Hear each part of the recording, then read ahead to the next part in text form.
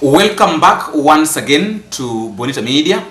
Call me Boniface Owino, and just a quick reminder that if at all we are meeting for the first time, please don't forget to take a minute, go down there. You can click the subscribe button. You can as well tell me where you're watching this video from. If you're within the country, you can tell me which part of the country you're watching from, which county. County number 1, number 2, 47, the number of your county. And if at all you're outside the country, you can as well tell me which country you're watching from. You can as well drop me the flag of the country where you are so that I can figure it out by myself. Now, getting into the discussion, I would like to say this, that we have reached a point whereby everybody is trying to be clear, is trying to clear his or her name from the mess, especially those who really entangle themselves, or those who really engage with William Samoei Ruto very deeply. Those who are very much deep friends with William Samoei Ruto, right now they're finding ways on how they can break and find their own paths. In short, they don't want to be associated with William Samoei Ruto. I'm saying this because there is a statement that was said, that has been written by Olsapit, that is Archbishop of ACK, Anglican Church Diocese, Anglican Church of Kenya, if I'm not wrong, that is the ACK. That is Archbishop Olsapit. And I would just like to read what he's saying. And this is what Olsapit is saying, that Mr. President, even if you come before the nation once more to apologize, let me tell you the truth. There is no room left for mercy. You have had this nation beyond what words can heal. You have troubled us enough. You have burdened Kenyans enough. You have shed enough innocent blood. At this point, your fate is already sealed, not before the hands of politicians, not because of the opposition, but before the cries of the people you have betrayed. Kenyans will not rise again because Kenyans will not rise against you because they have been manipulated. They will rise because they are tired of your evil. They will rise because their pain has become too great to ignore. As a man of God, I once believed in you. Many of us did. We prayed for you. We stood with you even when things were bad. But now you have become a total disgrace to this nation. You have broken the hearts of the very people who once looked up to you with hope. A very young man, Albert Ojwang, was killed under your watch, who was an only child to his parents, the only light in the lives of his aging parents. Do you know what that means? They will never hear the laughter again, never see him build a life, never hold their son again. Mr. President, for the support the church once gave you, we withdraw it completely. You have chosen evil over righteousness, and Jesus himself told us to have no part in darkness. We will not defend you anymore. We will not stand beside you anymore. The church is clearly disappointed, heartbroken, and betrayed.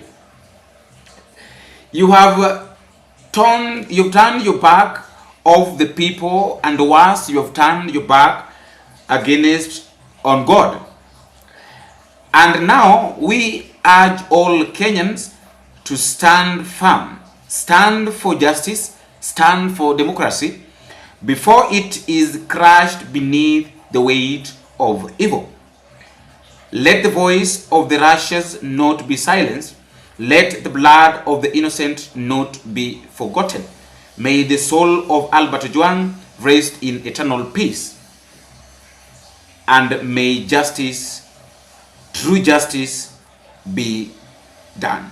Now, I really don't know whether it is true that Olsapit is the one who wrote this, or is the one maybe who said this. But if at all, okay, let's assume that he is not the one who said it. Truth of the matter is that every statement that has been written here, be it that maybe it was written by someone who and then claimed that it has been written by Olsapit, every statement here is true. William Ruto has turned his back against the people, the very people who believed in him, the Kenyans. He has turned his back against the church that really prayed for him. I remember very well the way William Ruto was walking in every church, going, maybe looking for votes, trying to convince the church that is the chosen one. All that. People are crying. People are being killed under his watch, and he's not saying anything. He's very much silent. He's saying nothing. In fact, William Ruto is saying nothing because I've not even heard him talking about the death of Albert. So I'm failing to understand what kind of leader is he. Do we have someone? Can we just have someone who can just stand and say that this thing is not right? This thing is not right. Right now, everybody, they are silent about Langat. I don't know the plan that they want. I don't know what they have in store for Langat. I'm really failing to understand. But one thing I can say is that a time is coming whereby all these evil people, evil will only be paid with evil. If you do evil, you will only reap what you sow. Right now, William Ruto is sowing, and at the end of the day, he must reap. I've been asking myself this question: that William Ruto, are you really a father, by the way? Because it is only someone who is not a father, or it is only someone who doesn't care about people that will go silent when things are going bad. Yet he is a leader. Even a father in the family, whenever children goes wrong, he corrects them. I don't know why William Ruto is assuming that everything is just normal. Everything is not normal, Mr. President. People need you to come out and address the nation. We really need you to come and tell us what is your plan with Langat.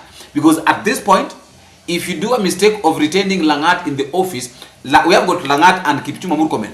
I've seen Kipchumba Murkomen at the parliament, at the Senate today. I think I'll do that video just immediately after this. Is being questioned. The guy is traveled. The guy is a traveler. He's a tourist. He was in Sweden just the other day. He's back in Kenya. Even when Albert was being killed, he was not around. So I really don't know what he's going to say. I'm yet to listen to what he's saying, and then we'll do an analysis on that, or on what he was saying, and then now we try to weigh who is, because I know one thing I know for sure is that he will say that Albert Ojwang went against the law. That is what he will say. That is what they normally say. But we also have to understand. We really need to understand that at this point, it is high time that at this point everybody stands firm and know that what is happening or what has been happening is not right. Like this statement of Olsapit, I've said that whether it is his or not, but one thing I know is that where there is smoke, there is fire. If at all Olsapit is the one who said this, then I think they've started realizing that what they did was wrong. And mark you, these are the same people who really supported William Samoei Ruto. Convinced Kenyans, convinced their followers that William Samoei Ruto is the chosen person who was supposed to become the president. They campaigned for him in their churches. After campaigning for them in their churches, they even prayed for him during the inauguration. So I'm really failing to understand why the sudden change. After all, guys, that is just my thought, and that is all I have for today. Let me know what you think in the comment section, and until we meet again, I've been your host, Boniface. Bingo.